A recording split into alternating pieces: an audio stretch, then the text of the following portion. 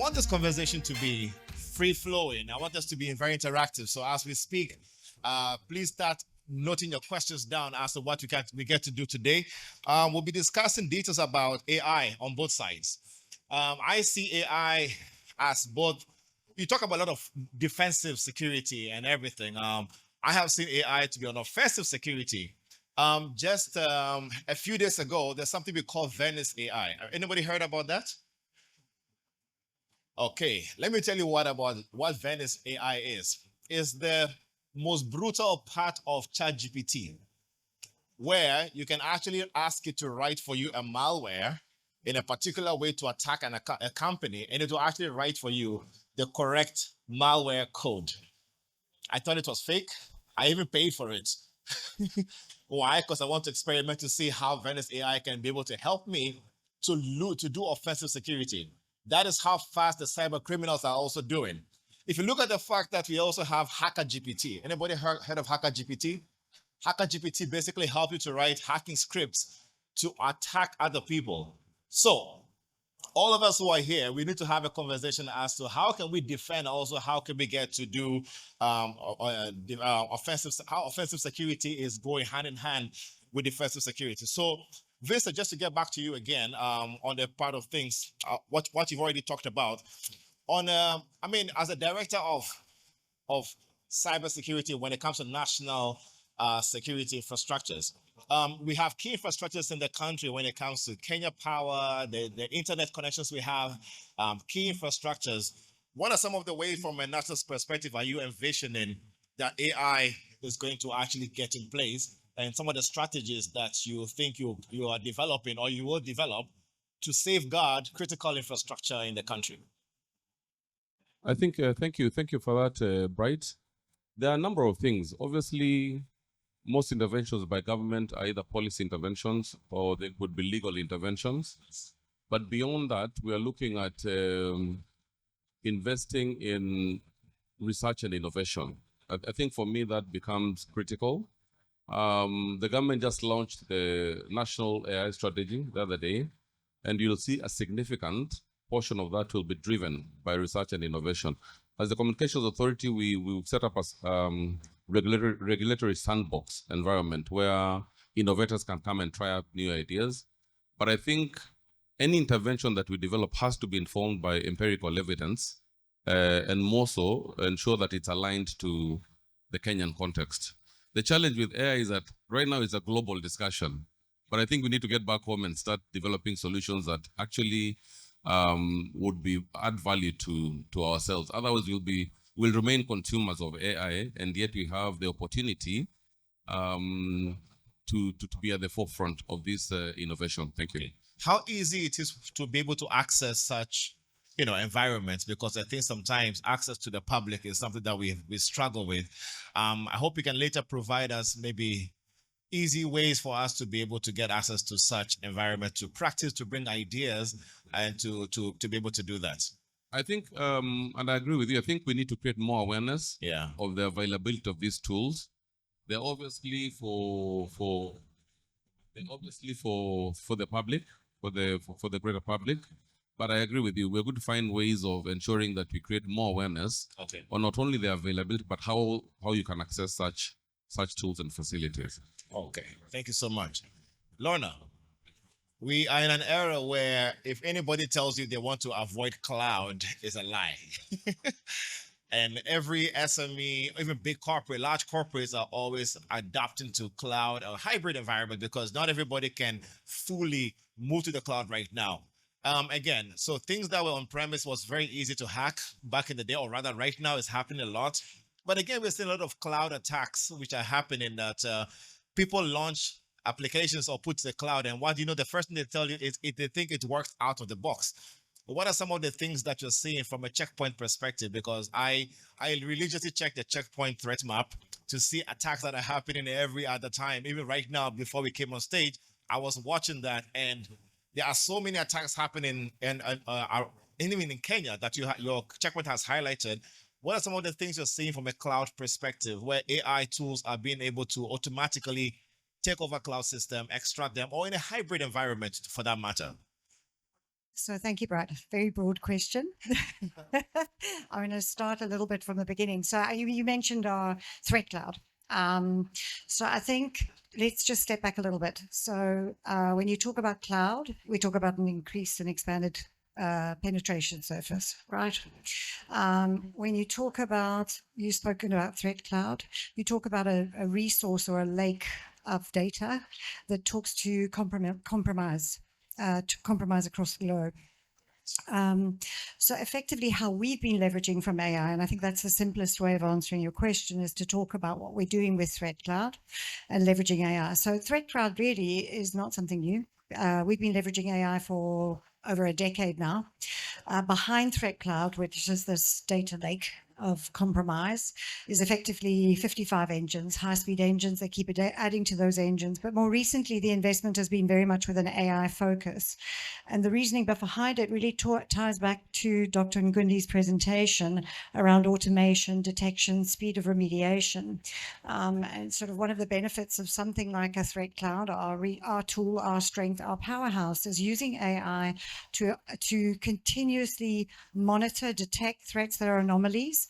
You spoke about collaboration, and the important part of this is collaboration in terms of our customer base, whether they are connecting on the edge, through the cloud, in the data center, as a user, as a device, whatever it is. So they're constantly evaluating these billions of files out there, picking up anomalies, immediately putting them into a sandbox, and then leveraging AI to remediate, send a patch out within 2 seconds and get it out there so that we're effectively collaborating to safeguard our users out there. And that's literally leveraging from the automation, the detection and the remediation capabilities of AI. I mean, just to follow up on that, most attacks look at patterns. They look at file types and everything. So the attacks in Kenya might not be necessarily the ones that happen in the US or in the Asia Pacific part of things. Is Checkpoint getting maybe some sort of localized data to understand the patterns that we have, you know, from an East Africa perspective or from Kenya perspective, to deal with them much faster, maybe? I don't know how your data lake, you mentioned a data lake and how it looks like.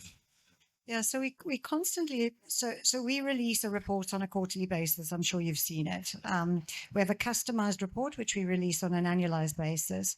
By nature, Africa always features very highly in this report because Africa by nature is within the top 10 most attacked regional regions in the world. Kenya in particular, if you had to say, take some comparatives to Kenya, the average number of attacks to an organization globally is something like 1,800 a week. In Kenya, it's over 4,000. So, you know, and what we found in Africa in particular is that the education sector is probably one of the public sector, and the education sector is probably one of the most highly attacked. So when you talk about localizations, it's how we're working with our customers locally to identify those areas that are the most vulnerable, take our key learnings, and then obviously bring them to market in the form of simplified solutions. You know, what we're looking at the moment is we talk about autonomous zero trust, right? And that, you know, that can be localized depending on where our customers are in their security journey. And when we talk about, you know, what we're doing to make it, because another big discussion point is education and skills force and skills and what we have, you know, within Kenya and within our markets in terms of labor, skilled labor in the cybersecurity space. And there are a number of different stats that are out there, but it remains true that we have a big gap in the skill space. So what we're constantly looking at is how we can leverage from the simplification of our tools, the less complexity of our tools, and the autonomous nature of our tools to assist those cyber specialists to automate many of their tasks so they can focus on the things that will improve their security posture. And education part of things is something I'm really passionate about. So I'm going to come back to you later, even off stage, because we need to get more people trained to be able to actually get that skill set. Because right now, organizations are having a struggle trying to fill those roles and even hiring the right person. Recently, I tried to hire for a company when it comes to cybersecurity, and I asked questions that this company wants people who understand cloud, who understand web application and mobile application security. When I put out the poll, everybody feeling 5 out of 5 for everything. So I decided to narrow down from 50 to 10. And out of those 10 people, I did an interview of 10 minutes each. More than half of them failed. They could not even articulate the basic processes to be able to secure cloud infrastructure, let alone a web application or the likes. So that skill gap of things that we need to actually get to close very soon. Collins, maybe we can pick up my one. We want to get into the SME space, and you look at from KEPSA's perspective when it comes to private sector, SME seems to be always the last people to ever get access to any cyber resilience or cyber security, either solutions or even the knowledge. 2 days ago, somebody texted me, "Oh, I run a law firm," and they always start with, "I am a small law firm," because they start anticipating how much I would charge for for consultation. So he said, "I'm a small law firm. My computers have been encrypted." My IT guy said, "Is the other IT guy who contracted an external guy who brought in a laptop, and that was the way they got infected." He kept on saying it's encrypted. And I said, "It's a ransomware." He said, "What is a ransomware?" And this is somebody who's a lawyer, so he said he doesn't understand what a ransomware, which I thought the first thing he would have done is to just Google or ChatGPT to find out what ransomware is. But not everybody is privileged enough or have the time to go to do that. What are you seeing in the SME space where, again, there's a lot of automation that could have been done to stop that ransomware? I think, I'm not selling, but I think the first ransomware solution that actually got container was actually from Checkpoint. That's Checkpoint ransomware learner. I would say Checkpoint solution was the first I ever experienced for a ransomware container. That was, I don't know how many years ago, courtesy of my brother here when he used to be working at Checkpoint. But what are you seeing in the SME space in terms of how they can leverage on some of the automation and tools or knowledge that they can do to secure themselves? Okay, thank you. And just to give a background, one of the reasons why SMEs have a challenge is economics and priority. If you take a big organization, when it comes to spend, there's a tendency to spend on innovation, application and the like. But when it comes to spending, putting money in terms of securing, is normally a difficult discussion. For the SMEs is worse. So the capacity to put money or invest in technologies or security technologies may not be a priority, even if they know what is supposed to be done. And one of the things that we've seen from a KEPSA perspective, the issue of collaboration becomes important. Number one, even when you're talking about AI or new technologies, you see at the base of it is research. What does research mean? Investing money in advance over time to be able to come up with a solution to a problem that exists. We have commoditized technology, security. Even AI is just a commoditization of research that happened earlier. So whoever invested in research, machine learning, and all that will be able to commoditize it in form of AI. You see, if you look at it that way from SME, there's no chance of going that route. And when I talk of SME, I'm even talking even the medium and even a large organization, depending on the scale and market they operate in, it will not make sense to invest in technology research. Or, for example, which company, for the people who have, and which companies have their own SOC by a show of hands? A security operation system. A security of center. How many? Okay. Even okay, we have a long way to go. You see, why understanding the discussion of SOC comes in, it's a very expensive affair to have that, even for established top-level organization. Now, collaboration and that research can be achieved better if we do maybe something industry-wide. You can do through, if you do, for example, Doc Vincent here, he's having a SAT. Maybe he can tell us more about how they plugged in the various stakeholders. But using that model and going industry specific will be the easiest way of getting even small organization benefiting out of this at a lower cost. From a KEPSA perspective, there are two things we've done that are slightly related with this discussion. Number one, the ODPC, the Office of the Data Protection Commissioner, had a low uptake of registrants or people who are registering for compliance.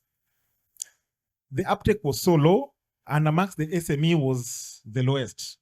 What as KEPSA we did, last year we entered into an MOU with the ODPC, and for a period of 4 or 5 months, we took basically sector-wise, companies were sending their people to the ODPC for awareness training at no cost. The ripple effect of that is that, especially for the SMEs, they are getting the capacity and knowing that they need to do that compliance. We've gone, in fact, right this year we are in our second round. What such initiative helps is that it enables the SME to know what they need to do and gives them the knowledge, or if they get into the space that they don't need to know, I know a guy who knows a guy who knows a guy. They're able to know what is expected, and they'll be able to know, tap in and how to achieve that. So in a nutshell, that would be the thinking. Is it the understanding that most of them don't have, or is it to jump on from what Vincent said earlier on, that the C-suite don't want to understand? So from the top level, they don't want to involve. Is that a main problem? Because they can send somebody to the ODPC for training, and they come back and they say, look, it was a nice training. We could have Mandazi, and we are fine. I don't know. Okay, it's a mix of both.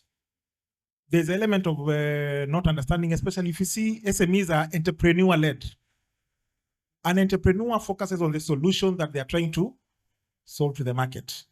They may not have time to look into the other things that are so important, but they're not a priority. Okay. And then the other bit around it is, yes, you may know, but the economy and cash is everything. If you look at where you are as an SME and you're looking at priorities, despite your knowledge of going this route, you may decide, let me wait a bit. Yeah. So there's two elements to it. Okay. Thank you so much for that. All right. I hope you guys can take some few. I mean, you're noting down the questions as we get into unpack some of the details when it comes to cybersecurity and AI being able to play a very big role in the space. So I'll come to you since you're representing Imran. Yeah, I tell people right now, you can have a security operations center, beautiful as it is. And people have multiple screens and dashboards and a whole lot of fancy things showing, but alerts are getting obsolete. You cannot be having alerts anymore. So alerts are nice, but if you have alerts and you don't have any actionable, driven motive to it, then it's becoming very useless. From a Fortinet perspective, from the area of Fortinet, what you're seeing in the space, what are some of the details of how people are responding to incidents? Because incident response has become a very crucial conversations in organizations, that one moment you're working, or one moment all of you are here, and the next moment, what have you've been told? All our files are locked. Somebody's asking for a ransom. We saw somebody tweeting the other day saying they have NSSF data. And how does NSSF even get to respond to that? Funny enough, I took a challenge to talk to the person on the side. So I was asking him, so what's the plan? I'm trying to find out if he can give me more information. He's just laughing out there. He's like, no. When they respond to give him about $1 million, he can now give them the data back. I kid you not. You should see that message. It's right here. You see, he's here. Where is it? It's like, I'm busy with another network. Did they respond? I've confirmed this. What he's saying is what is read. So, by the way, they can decrease the ransom to $1 million if they donate $200,000 to what? A dog charity. This is what this person is saying after compromising the network in Kenya. He's basically just laughing at us. So incident response is something I really want us to discuss. We can automate some of these things, but what are some of the things that you've seen, or do you even have ways or educating some of your customers in terms of AI-driven containment rather than just the reactive part of things instead of being proactive? Thanks for the question. So I think we've seen a Sorry, lot. maybe you can introduce yourself because you're representing So- Imran. Thank you. I'm Moses Maundu, work for Fortinet as a major account manager. Thanks for having me. So I think what we've seen a lot of the customers, I think, as you mentioned earlier, when they talk about SOC, most of them will probably not understand that to build some of these things, you need to look at a couple of things. So technology, people, and processes. That's the fundamental. That's one. So when you're having discussion with customers around incident response, so what tools do you have to actually to respond to those particular incidents? What processes are there or were there to respond to those particular threats? And most importantly, is also, do the people have the capacity to respond to those particular threats? As Fortinet, we have tried to at least enable our customers in different areas from point of looking at tools. We're using a lot of AI now to help customers triage events, prioritize events, and respond, automate response to what exactly is happening. Around capacity building, we are constantly training our customers around how do you know this is an incident? How do you respond to it? How do you manage incident response in your organization? And most importantly, work with them also to create processes that can help them to respond to some of the threats here. All right. Thank you so much for that. I mean, without that, it becomes a very difficult thing. And there's only so many people you can have in a SOC room or security operations center to be able to watch everything so much. There's a very difficult thing because of separating signal from noise. There's a lot of noise that we get every day, and there's a lot of signal that you have to separate from it to be able to make a decision as to what are you going to actually contain, or what are you going to take action on, or what do you even escalate to the various levels. Lorna, teams are stretched. There's an alert fatigue. They are stretched thin of how they can even get to make decisions when it comes to, for timely mitigation controls. What is something that maybe a Checkpoint is doing in that perspective when it comes to, again, utilizing AI? Whenever we say utilizing AI, we have to automate almost everything these days, of being able to actually take actions that you don't have to call a system administrator to check on this, to then give it to a network engineer to turn off the firewall. It's a lot of work. How are teams surviving in the kind of engagement you've been having? So thank you, Brad. I mean, I think it's quite interesting you mentioned SOC. And, I joined Checkpoint 6 months ago, and I was in the security space in my life 7 years prior. And it was an interesting situation because we're now, call it 8.5 years later, and we're still talking about a SOC and we're talking about stretching resources. Okay, so that is a big red flag. First things first. I mean, I started, it could even be longer than that, which is really embarrassing to say. It's probably closer to 9 years ago. We were discussing a SOC. We were talking about the draw on resources, exhausted resources, mistakes being made, So the world of AI comes in with, in many ways, it is a double-edged sword, but it does come with many benefits to address those problems, the remediation, the automation, the speed, the agility, all of those factors. But at the end of the day, what AI is very good at is analyzing data, and presenting data, but it's not good at interpreting the data, right? And it still takes the human element to do that, to bring in the element of strategy, contextualization. So it's up to an organization to understand where the benefits of AI come to play to alleviate the pressure on the resources and leverage from tools as much as possible. And then at the same time, understand where they need the resources to, as humans, come into play and complement that strategy. So I hope I'm making sense. It sort of ties back into, we are using our tools.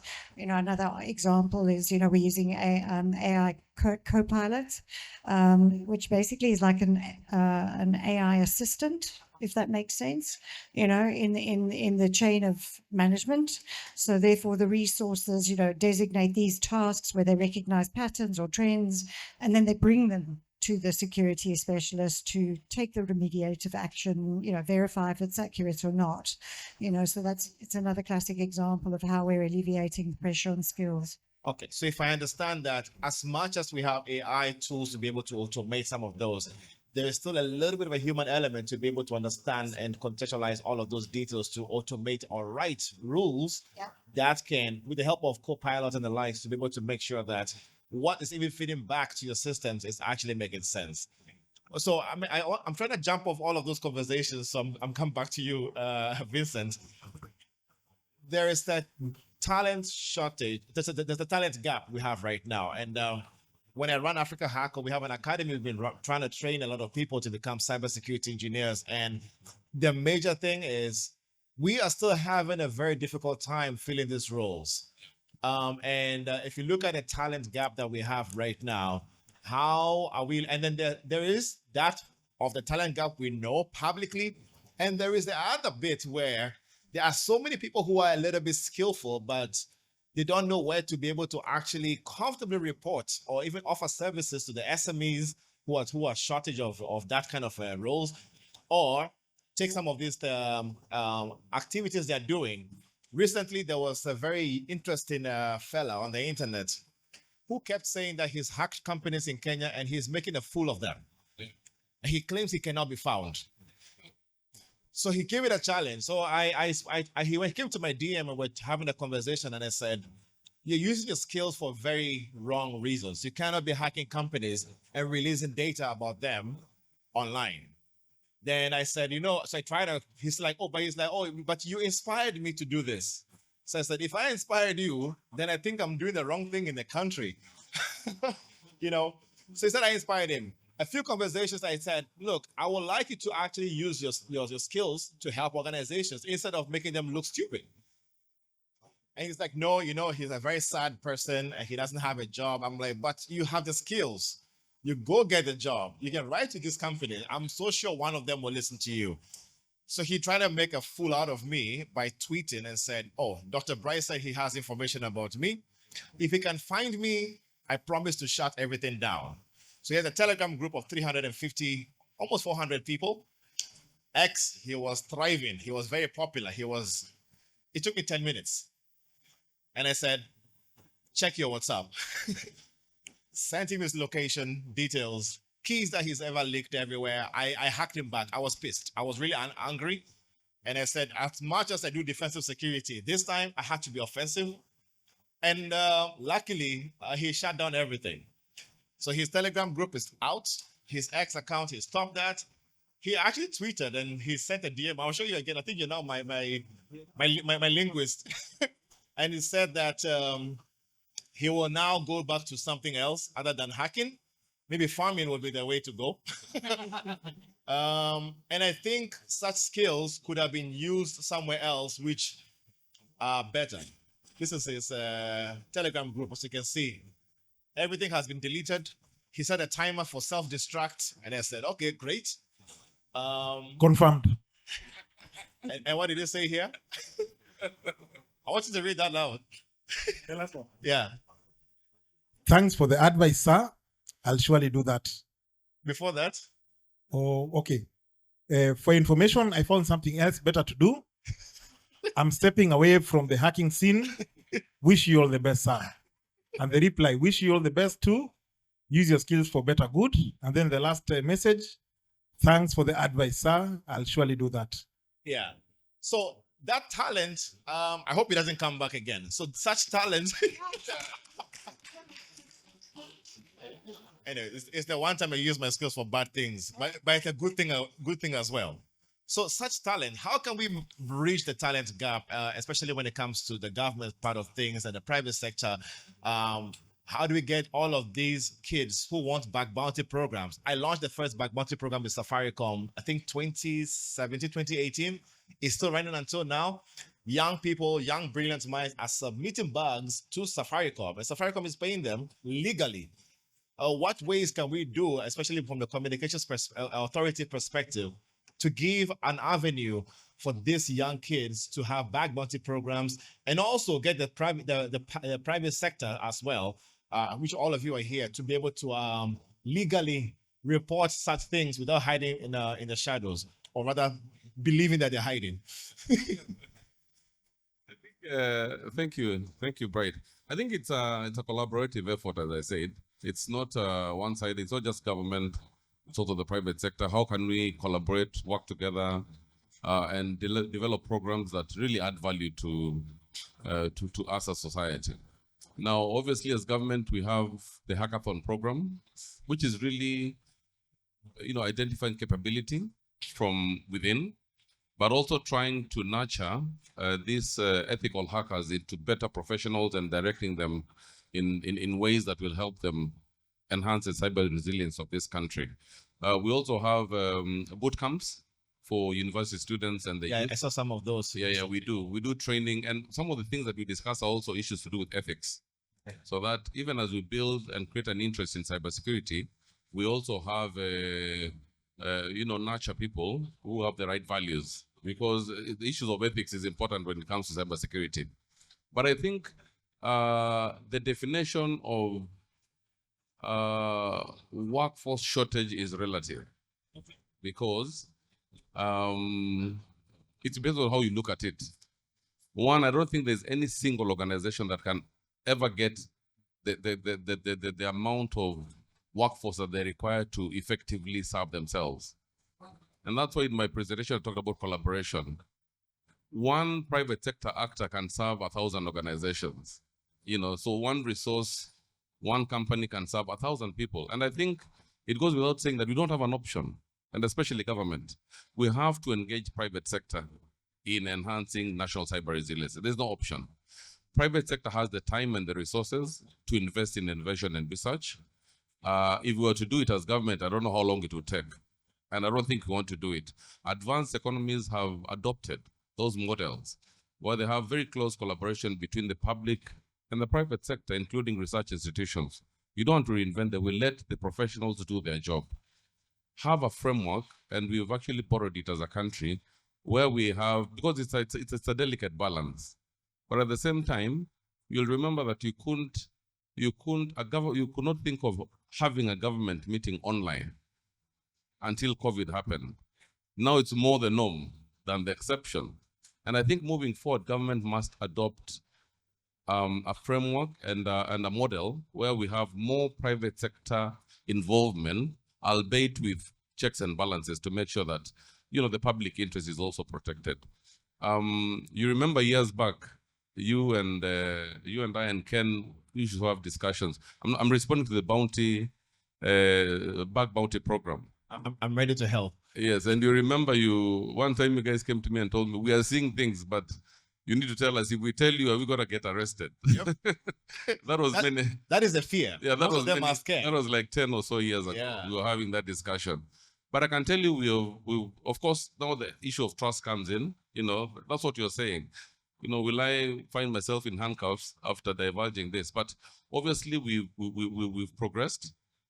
If you look at the Computer Misuse and Cybercrimes Act, the regulations talk about anonymous reporting. But while that is one avenue, I think we need to build an ecosystem where ethical hackers like you and others can come and, willingly share information. Bug bounty programs have a lot of value.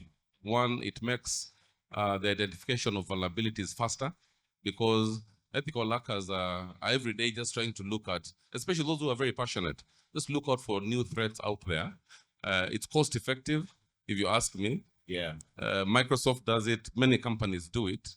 I mean, if you can identify a bug before I do, I think it's going to cost me less. Yes. Because even the rewards, they might look substantial, but when you look at the cost-benefit analysis, then obviously there's more Not benefit. 1 million that this guy Exactly. is asking, my dear. Exactly. But you can imagine. But so it's cost-effective, but also the collaboration by bringing together many minds is very significant. Yeah. Because, and I mean, you've seen it. We've done it before. Yeah. Bring in many minds in a room. Something that looks colossal will actually be a very, very simplified by just bringing people together. Yeah. So I agree with you. There are many ways. How do we? Yes, there's a global shortage in workforce, but it depends on how we look at it. We have to work in collaboration with the private sector. Thank you. So I mean, CA has come very far. There's the cybercrime part of things. So cybersecurity division has come very far. I mean, I know I used to walk into your office, and thanks for him opening his doors. Back in the day, imagine getting access to to you was not easy, but you made it easy for us to walk into your office and just express what we're thinking. And I can see right now, if you are here, you don't know that you can actually go to KE search and talk about incident response to Kenyan government, then you should know it now. So the search is something that people need to know that exists, and people can legally report some of these things there, but we need to find a better way. I want to just get one more question before we come to you, the crowd, to be able to share your views or ask questions as well, which comes to you, Collins. Incident response is that kind of or digital forensic investigation has become a very difficult thing. Many organizations are telling me, right now, if you go to Kilimani police station and you said you've been cyberbullied, what do you think they will do? Anyone? So digital forensics and investigations has become a very big concerning aspect of things. What do you see in that part of the sector? Because people don't know where to actually report. They don't know what to do. They don't have to even collect evidence or be able to actually treat that evidence in the court of law. Yeah. Okay, thank you. So one of the things that, as you're saying, most of the cases are not in Kenya, globally. Over 80% of the cases that will be reported may not be handled. Why? For you, being cyberbullied is a big thing for you. But in the bigger scheme of things where you are reporting, it's one small, or rather it's affecting one person, and the cost of following up, depending on the extent of the type of crime or the digital crime involved, it may cost more resources, time in terms, and basically people, and also financial, to investigate that. So you'll find that most of the time, the number of cases that are followed up to the end of that nature are lower than what is reported. And this is global. One of the things that AI will be a big help in terms of digital forensics, and actually Vincent alluded to it in the presentation, because of the predictive, because digital forensics is around analysis. It is a result of analysis of data or evidence and the like. AI will help reduce the time for that. What does it mean? Uptake of more cases or reduction of time that takes to follow up. Another aspect of AI that also will affect this type of handling or responding to the incident, you remember the aspect of learning. The same way, for example, if you look at something like when you're preparing for evidence to go to court, you've done, an investigation has been done, evidence will need to be submitted to court by an expert, of course, or based on what the Electronic Evidence Act says. You'll find that the investigator will now concentrate on that aspect more and be able to get, using the tools, they'll be able to have a way of having this evidence processed faster and being accurate in terms of when you're looking at patterns, or even if you're looking at analyzing network traffic and the like. The downside of it is this. When, for example, when the digital examiners are looking at, for example, password cracking, ethically that is, they'll spend a short time. But in terms of the criminals, the brute force attacks become easier to perpetrate because AI is helping them to carry out the attacks within a shorter time, and also, as what the example that Beta gave us, more efficiently. So there are two ways to it. And then also one of the things that I foresee happening with the use of AI tools, and a digital forensic examiner is giving expert opinion. Are they giving an expert opinion their own opinion? Or based on what they have? Or based on what the tool has given them? So that could also be another thing that will come from AI, which will help, but also at the end of the process, it may be, which expert opinion is this? For the tool or for the examiner? When it comes to digital forensic investigation, the identification process, getting for preservation, processing, if presenting and containment, can be very difficult depending on what it is. Somebody recently actually fooled an AI system by sending an email to the organization, knowing that the AI tool will actually read the email and process it to see if there's a malware involved. But he actually wrote a code and asked the AI tool to give it all the details about the internal network, to scan internally and give it back and send us an email. And that was a very clever thing. So AI can help to do some of those things, but again, there will be very difficult ways when it comes to digital forensics. It took a very long time before they were able to figure out what exactly happened. So I think I want to stop there with my panelists. First of all, let's clap for them for the engagement. I want to leave it back to you, the audience. You've heard everything that we've discussed and everything. What are some of the questions that you have or comments? It doesn't have to be a question. It can be a comment to some of the views of things you've seen in the industry, or you want some expert opinion from my amazing panelists that are out here. Come on, guys. I don't think I know we did a good job, but I'm sure somebody will have a thing or two to ask. Okay, Bright, Yes. let me go fast as the rest of the delegates think about a question that you want to ask the panelists. So I'm thinking about that situation that you've given us of the hacker who makes a fool out of companies, and you had this chat with him and you got upset and decided to hack him back. It's manslaughter. It's like manslaughter. You are in defense, so it's okay. Yeah. Anyway, what I wanted to ask is, clearly he has the skills, right? But I feel like these young people who have skills may not necessarily have experience. So given that you're running Africa Hackon, do you help with placement of skilled individuals who don't necessarily have experience or exposure? Thank you for that. The questions will come to the panelists, but now it's come to me, the moderator. Yes, actually, so every end of month, actually this Friday, we have Africa Hackon monthly event that we get to meet.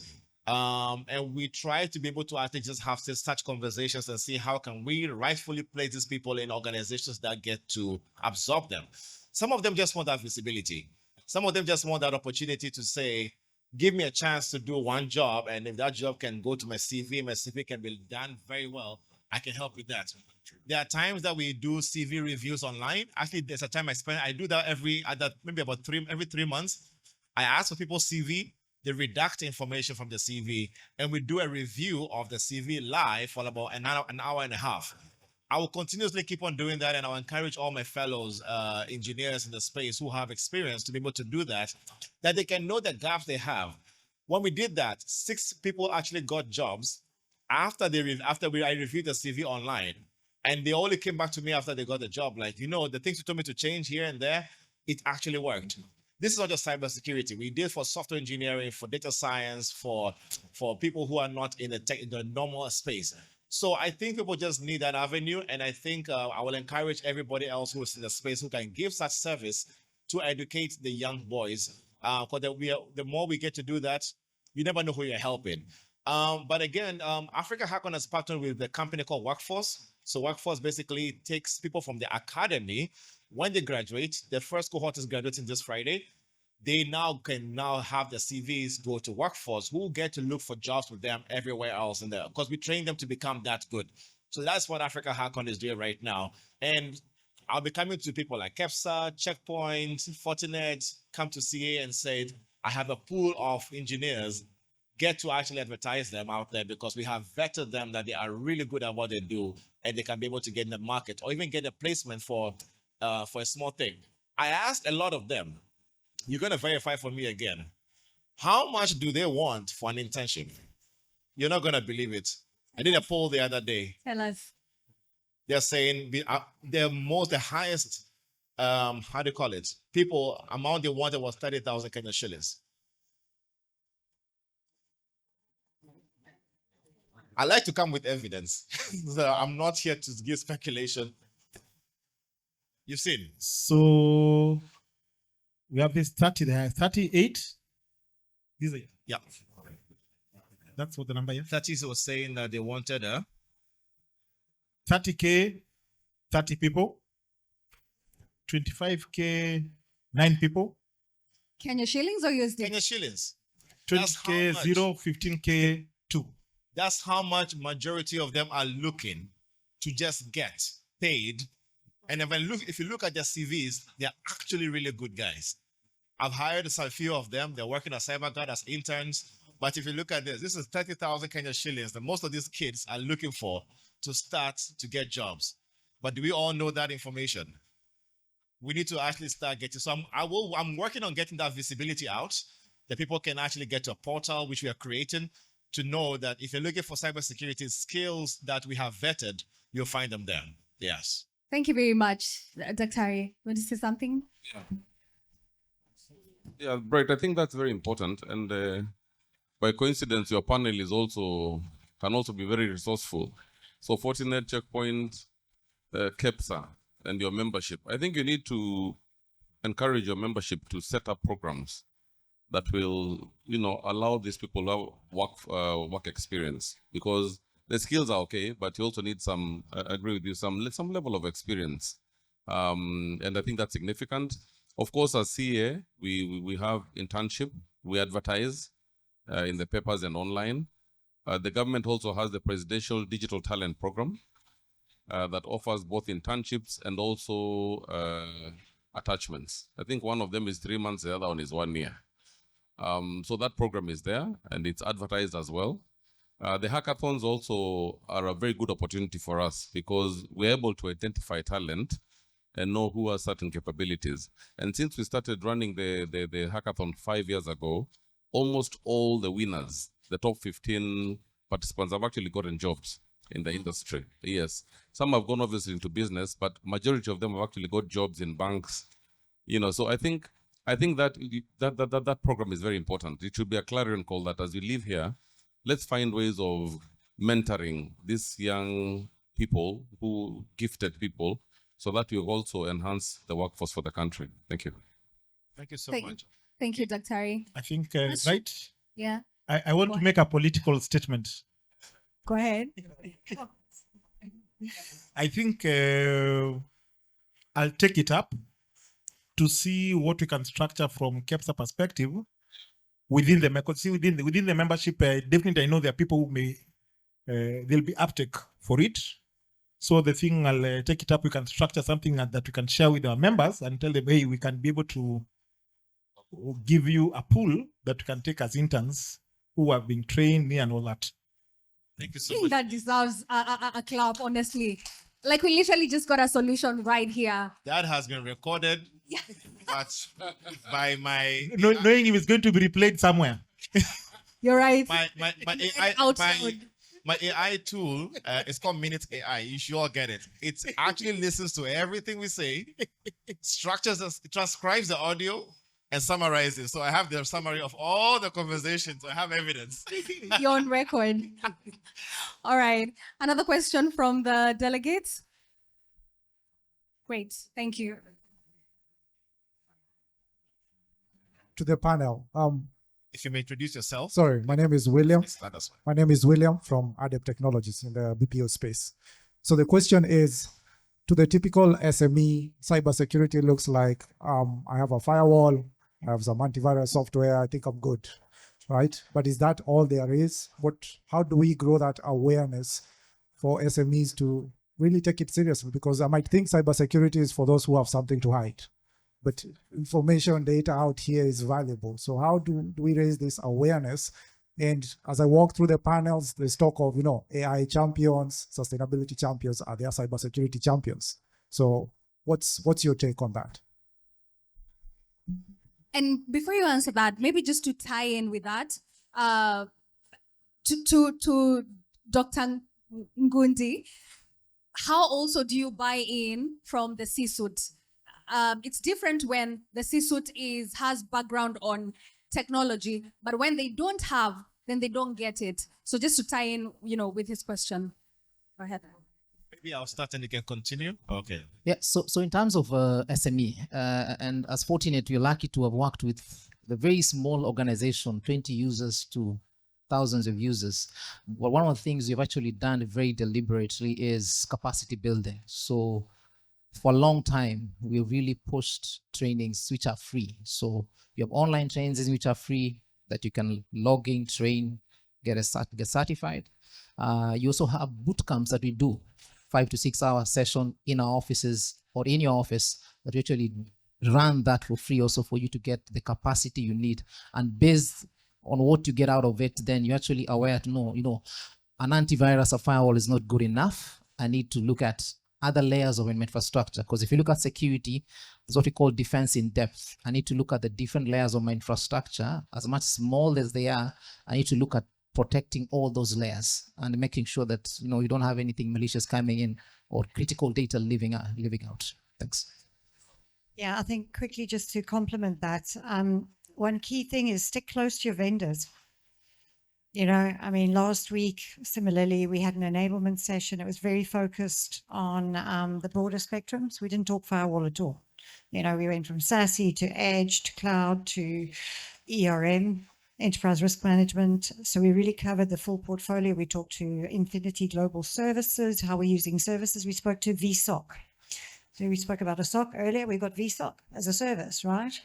Take away the pain. So it's not our customer's issue. We do it for them. And it's a virtualized service offering, and it can be this big and it can be that big. So, your vendors have the ability to enable you, keep you aware, stick close to them, just make sure you have your relationships. Checkpoint, the top vendors out there in the security space are constantly delivering education. And I was smiling when we were talking about the enablement. I pinged Marianne straight away. I said, you need to tell Bright about Secure Academy.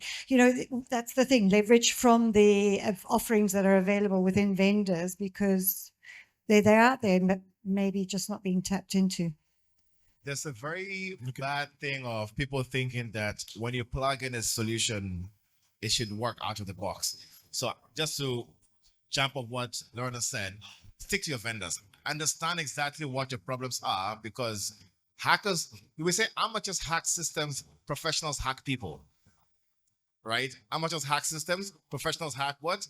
People. But to hack the people, they need to be able to understand how the systems work to be able to actually compromise the network and system, but they go through a human being or the human element to be able to actually get into the network. So these days it's very difficult to hack stuff from external part of things, but they go through a person to be able to get inside. But if your solutions are not talking to your network, understanding the logic of your business, then it's useless. Useless like the what? The G in lasagna. Anyway, never mind. But you understand what I mean. You have to be able to understand your environmental details before you can actually make sure that things that you're buying, you're not just buying another firewall. It will not work if you're not understanding the business logic. Yeah. Just to answer them, starting with Has, or your question, whatever we're discussing here is very good and legit. But at the boardroom, it won't go anywhere if it comes the way we discussed. So the good things that have been discussed here, don't take them to the boardroom. You'll say them, you'll go, and they'll move on. Number one, you need to take all this information, the knowledge from the doctors, from the vendors, and the threats, and look at your business or your employer or where environment you are. It must be presented in business language. You're together. It must be presented in business language. The issue of the technology is subsidiary. What is the problem in the business? What is the risk? And now the solution can come. When you start that way, you put the guys in the C-suite to see what can affect their business. And then you bring your solution. If you start with that we have Checkpoint, which is the latest, or these are I went connected, I met global, I met all these players, they have the best in the world. You've not solved their problem as much as it's going to solve. You need to start with what is the business problem you are trying to solve, or rather, what is the impact if there's a breach? And then you can bring your solution. An example, we are in coast. We have people who do clearing, and even in truck, let's say trucks business. Someone has so many trucks, let's say 100 trucks. Someone who has that kind of business, the money is there. When you start telling them Fortinet checkpoint, you not told them anything. But if you tell them that your business, your trucks will get stuck because of the system, this happening, you cannot move goods from the port, you cannot do this with KRA, you cannot, maybe your fleet will get stuck. You know, you've communicated what is critical to him or to the owner of the business. Now your solution to that, because you have their attention and they know, if they can't interact with KRA and port, they can't move whatever it is they're moving. Or if their trucks are stuck or they cannot do business, they have no money. So if a system breach or something to do with security is causing that, but you started by telling them what that problem is and they know what it means to the business, it's very easy to bring a solution that can enable them to ensure that the flow, the system is up all the time, there's no breach and the like. But if you start from the latest technology that you got at Connected, you will not told them anything. So communicating these things starting from the business problem, the risk and the impact is the best way of starting these conversations. And then you bring in now the solution because you have attention. Thank you. Yeah. Because other than that, you'll keep blaming the vendors, not giving it the best solution. And the vendors like, you asked us to do this and we're giving it a solution. I see that vendor blame go on a lot, which is never. I think that was a very important question on how to bring this to the attention of, or to convince for that matter. And I think, Collins, you have handled it very well. More often than not, they'll still not listen. But it's the best approach to show the risk element, the impact, and so on and so forth. Bring in examples. I think examples are good. Last week, Marks and Spencer was hacked. The estimated loss is $300 million. They have lost a revenue stream. Their online platforms are not working. So I think, and that's a real example of a global brand that has actually been affected. So I think giving examples that relate is also significant so that they can actually realize that this is real. More often than not, C-suite will only provide revenues when an attack happens. It's very funny, by the way. Even with all the presentations that you make, at times they only wake up when an attack happens. But I think giving examples that they can relate to, like the example of if you're running an online shop, really, if you're told that Marks and Spencer is going to cost them $300 million, that should mean something, isn't it? So I think relatable cases can also assist in creating awareness. Training as well. We need to have focused training for executives. The central bank, for example, requires all boards and management in banks to be trained on cybersecurity once a year. I think government policy should also pronounce some of those requirements so that if you're a certain level, then you need to have a certain level of capability. If you're a decision maker, or either as in a board or in management, then you must have some level of understanding of some of the inherent threats that come with cyber insecurity. Thank you. So just to add on this, so I'll give a live example. So I was consulting for a group of companies here in Nairobi, and it's interesting to mention what he said. I think we also need to empower the boards. So remember we had that the consulting engagement, and by the end of that consult, because it was purely for the board. And after that engagement, I started getting calls from the CIOs and CISOs. Like, Moses, what did you do to our boards? They're asking questions they've never asked. Another one was, my budget was immediately approved. So it goes back to what I was saying, I think, how are you presenting that information to them? Because actually, they don't have a problem approving the budget, just that how is this information presented to them the way they can consume and to make the rightful decisions here.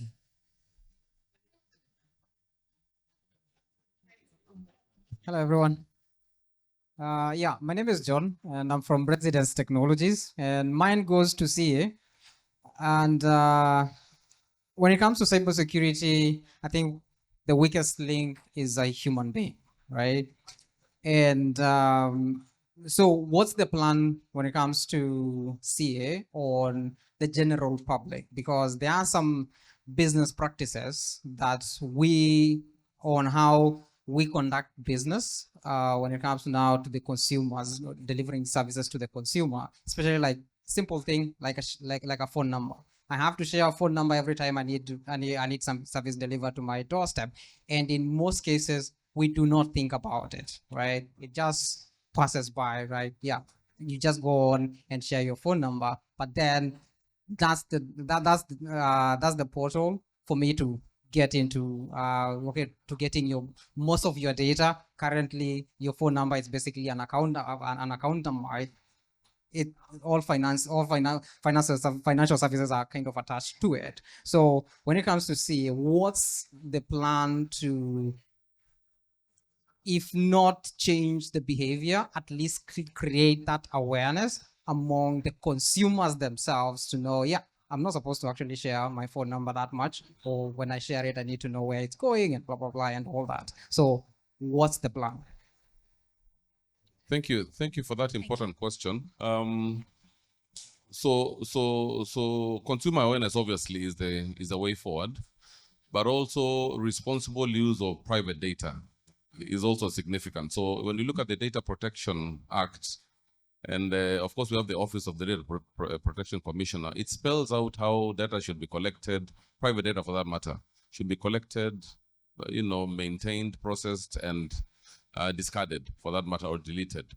And I think we need to, and the Office of the Data Protection Commissioner has done some good work. We've seen some companies getting fined, but I think it's empowering the user with knowledge on one part. I think that is most significant, knowing your rights. So that, and you've raised a very important question. Some service providers will ask for your number for you to get a service. So because you want to get a service, you are forced to share your number. But I think what needs to happen is that now the Office of Data Protection Commissioner should make sure that how those companies utilize that data is within, is in a way that protects the privacy and security of private data. I think that is what is key. But consumer awareness is, because if you know your rights, then you'll tell them, I can't divulge this, and yet you have an obligation to provide a service to me. So it's a combination of legal provisions and instruments, but also the element of creating awareness among consumers to make sure that they know their rights and they can protect themselves. Thank you. Sorry. I'd like to complement that. It ties back to Dr. Ngundi. You mentioned earlier about the enablement of people is key. So it's also the mandate of the organizations that employ people to make sure that people understand where the risk lies, because that's an imperative, right? So, your weakest link is often the individual inside an organization that opens something that they shouldn't. The one who's the most vulnerable is perhaps someone who remains uneducated and they open a link or an app that they're not aware to check or try. So it's the imperative of organizations to ensure as many people as possible are made aware. I mean, I, for one, as I said, I've joined Checkpoint 6 months ago. I've had 3 mandatory security enablement sessions so far. I've been fake fished in the region of 20 times. Over the weekend, I'm like, mandatory, open this link or else. And I think, and I work for a security company, but it's the organization's responsibility to ensure that your staff are aware and know what to look out for.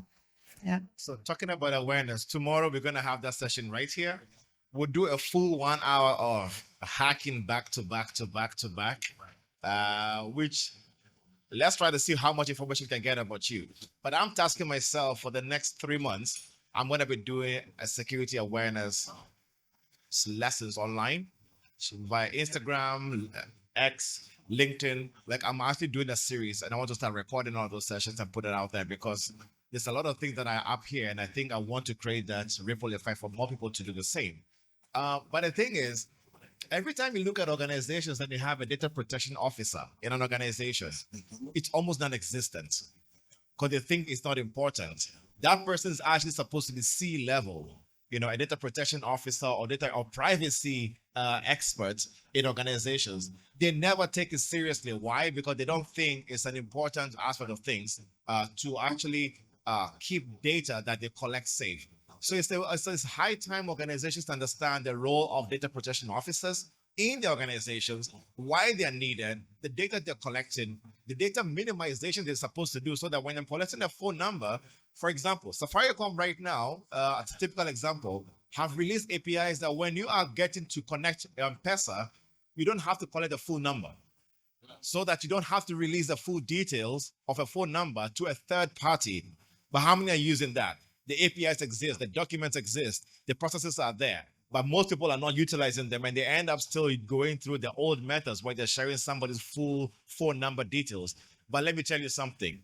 If I have just your phone number, I can uncover almost everything about you just because of that one detail. And I'll show you tomorrow. But basically, that role is really important, and I think it's high time we get that to be taken very seriously in organizations. Yeah. One last question. Okay. Yeah, good afternoon. Afternoon. I'm really happy of this discussion that is happening, because it is creating lots of awareness and even allowing us be able to speak and probably help us to avoid trouble. But then I'm really happy of what you said, Mr. Bright, the last, especially the idea of starting awareness creation on your social media services.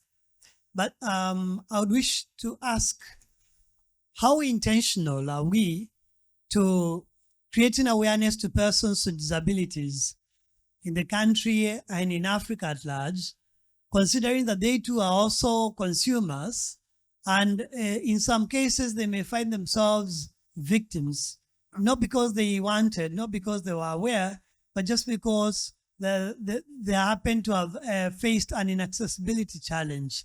So in the process of trying to make it accessible for them, they end up activating something that becomes a security risk to them. So my question is, how intentional are we to creating awareness to the users, especially to persons with disability? And on that, I may wish to also tie to you, Bright. Now that you have a bright idea, how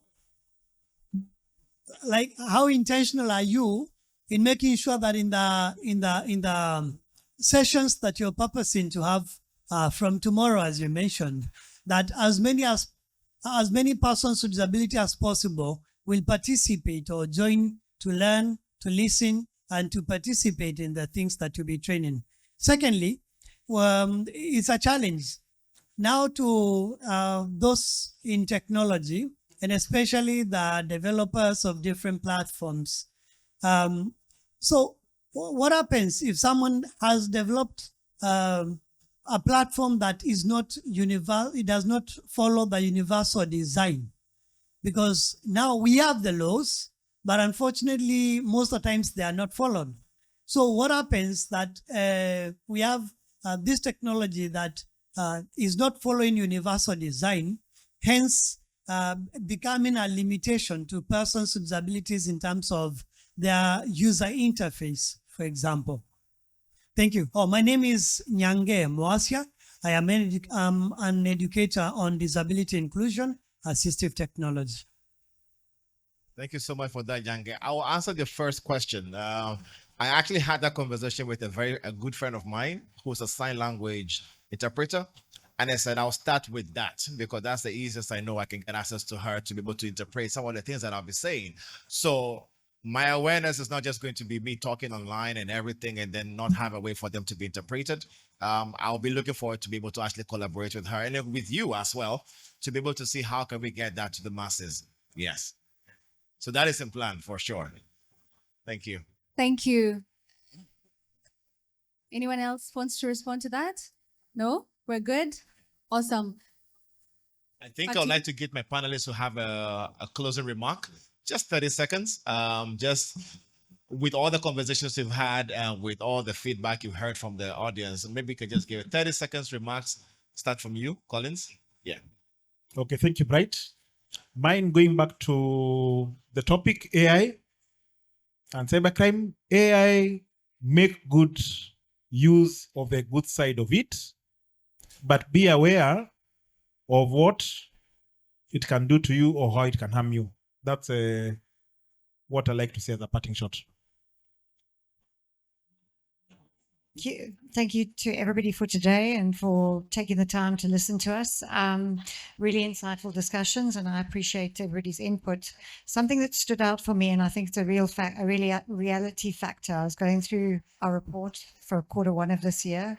Did you realize that globally, obviously there's been an incredible surge of ChatGPT usage, right? We know that, the various tools, okay? Do you know that Kenya was the fastest growing last quarter at 270%, over 270% of ChatGPT adoption in this country alone. So the fact of the matter is, if we as organizations are not preparing ourselves for this and securing ourselves for this, we're way behind in terms of Kenya in particular. So I guess very much, Collins, to your point, be aware. It's a double-edged sword, right? Yeah, use it for the good, but be aware of how it can hurt you at the same time, and use it wisely. Thank you. Again, okay. Again, thank you for all for making time. I think for me, it's a question of constantly asking myself around AI. One is that are we being replaced in terms of things we are doing now? Probably not. But question is, if not, then how are you aligning yourself to use your brain in a better way to still be relevant in this world of AI? Thanks. Yeah, thank you. I think my final thoughts are that we need to think about the applicability of AI to our context. So it calls for digitization of Kenyan content. I think that remains one of the most challenging things that we have. We don't have enough data that is Kenyan-centric to develop models that will serve our purpose. And I think that should be the area of focus. Secondly, I think we need to involve everybody, including people with disabilities. I think that is something we will take, but there's a lot of effort that CA does to support people with disabilities. But I think we can do more. And for me, it's that we need everybody. AI is not a technology issue, as many would want to think about. AI is not a technology issue. It's a societal issue. And therefore, we need to have everybody on board so that we can carry each other along. Thank you. All right. So I would like to say just thank you very much, my fellow panelists, for getting indulged with me in this conversation. AI is here to stay. If you're not using it, you'll be replaced by the person who's using it. And we can't escape it. We better start making use of it and be able to actually get to the best out of it. So thank you very much, my delegates, for joining as well. Thank you so much. Round of applause for Dr. Brian and his panel. Before you go, kindly, we're going to have a picture.